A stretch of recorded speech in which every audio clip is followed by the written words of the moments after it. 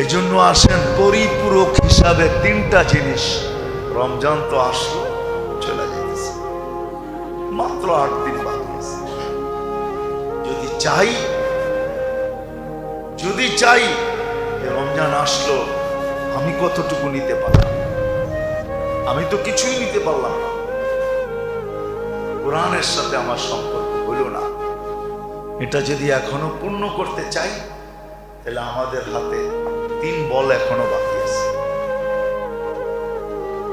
একটা হলো কান্না, তওবা, ইস্তেগফার, মনের থেকে, বিলকুল মনের থেকে লজ্জিত হয়ে চোখের পানি ঝরায়।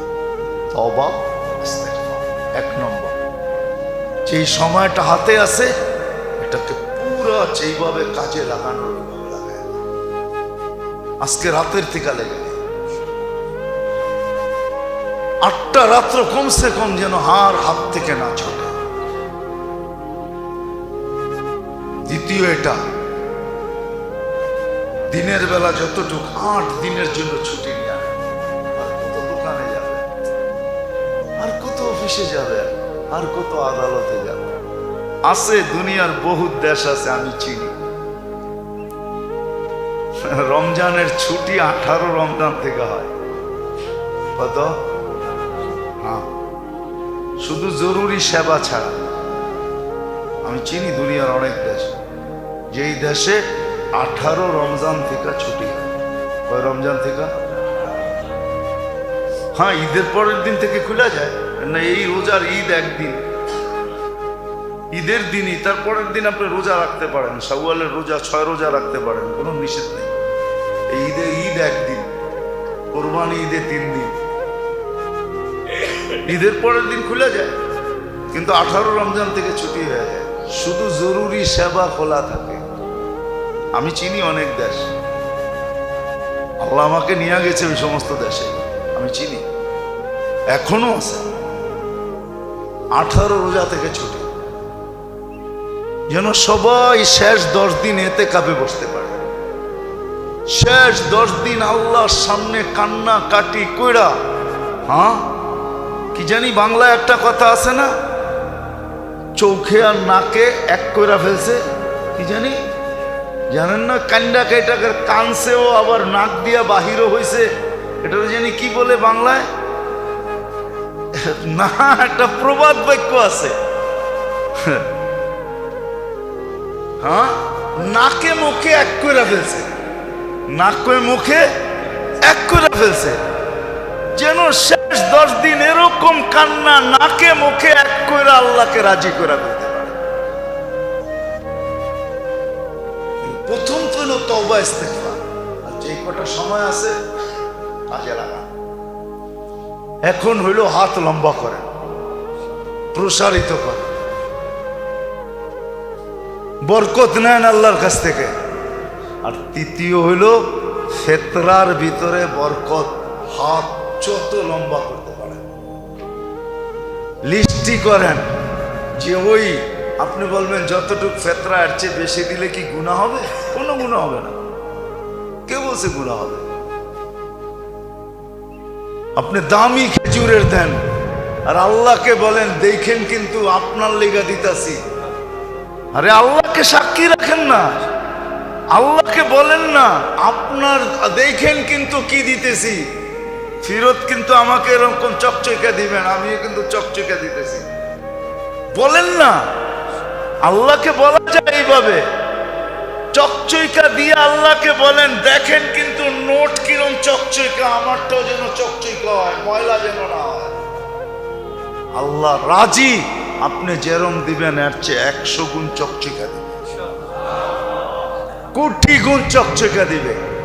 এই জন্য ফেতরা সবচেয়ে যদি সমর্থ থাকে, হ্যাঁ ঈদের দিন সকালে আপনার উপরে ফেতরা ওয়াজিব হইল, এতটুকু মাল আছে আপনার কাছে ঈদের দিন সকালে, যে 55 থেকে 56 হাজার টাকা ঈদের দিন সকালে আপনার কাছে আসছে, তো আপনি 70 টাকা দিতে পারেন।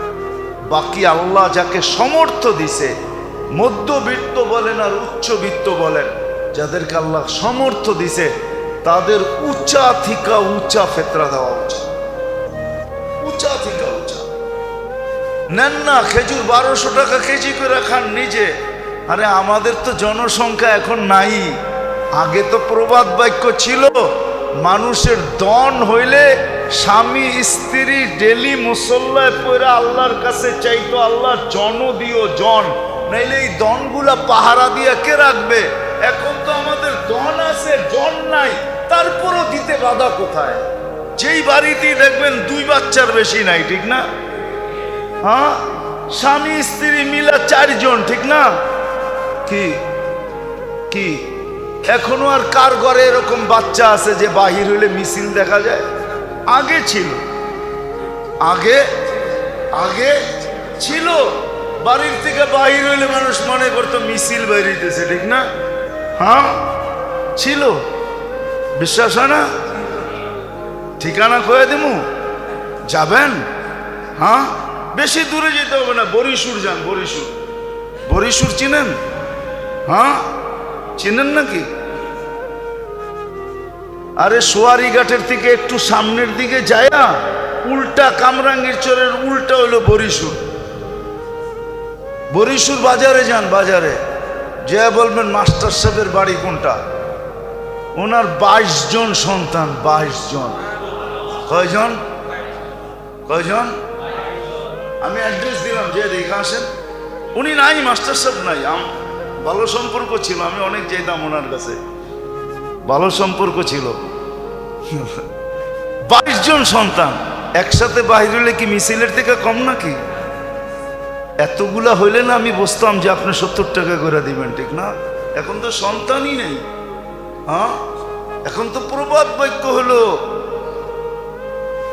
এক সন্তানের জননী বুদ্ধিমতী রমণী, ঠিক না? এমন বুদ্ধি, ঠিক না? এমন বুদ্ধি, কোন পর্বে আইসা যদি একটা 0 হয়ে যায় তাহলে এখন মাথা দেওয়ালে বাড়িয়ে থাকে, ঠিক না? 2-এর বেশি নিবেন না, মায়ের স্বাস্থ্য ভাঙবেন না, ঠিক না?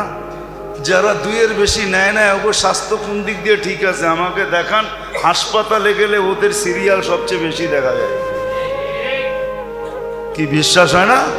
আমার লোকে চলেন, আমি প্রমাণ দেখায় দিব আপনাকে। এদের ডাক্তার দেখায় বেশি।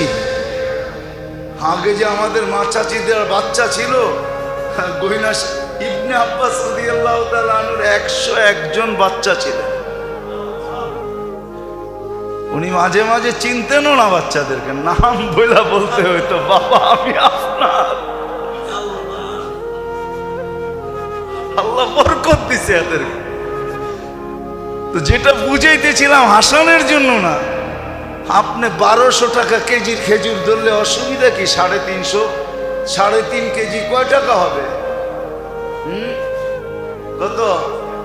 4200। আপনার ঘরে তো আছেই পুরা 4 জন, 4-42 কত হবে? 20,000 টাকাও তো হলো না। এক গরিব রে আপনি দিয়া দিলে হইতে পারে তার ঈদের দিন মুখে হাসি পড়ে, সেও আপনার কাতারে দাঁড়াবে, সে খুশি হবে। আপনি জানেন না, জানেন না, জানেন।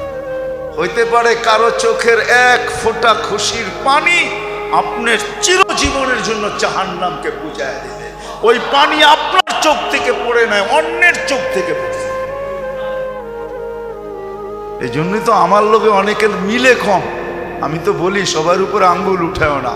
অনেক সময় দেখা যায়, হয়তো আমরাও দেখি, সমাজে নামাজি না, নামাজি না, তেমন বেশি দিনদার না, কিন্তু কিছু কাম আর এরকম। আমি জানি, আমার এই মহল্লায় ছিলেন, আমি চিনি কিছু লোক ছিলেন আমার মহল্লায়, নাই এরা তেমন দিনদার ছিল না। কিন্তু আমার মনে হয়, আমি বিশ্বাস আল্লাহর কাছে বিশ্বাস রাখি, আল্লাহ মনে হয় মাফ করে দিছে। কিন্তু তার কিছু কাম এরকম ছিল, কেউ মেয়ে বিয়ে দিতে পারে নাই, দেখা গেছে চুপে চুপি কালেকশন করে টাকা দিয়ে বিয়ে দিয়ে দিছে। ওই মেয়ে বাসর ঘরে বৈশা যে খুশির পানি চোখ দিয়া ঝরাইছে, আমার বিশ্বাস এই ব্যক্তির জাহান্নাম বুঝা গেছে। এরকম কিছু আমল আছে যেগুলো লুকায়িত থাকে, লুকায়িত। আমি চিনি, আমার এই মহল্লায় কিছু লোক ছিল, কিছু লোক ছিল, কিছু লোক ছিল সারা বছর যেমনই হোক রমজান আসলে মসজিদ একদিনও ছাড়ে নাই। রমজানের যেরকম পবিত্রতা দরকার ছিল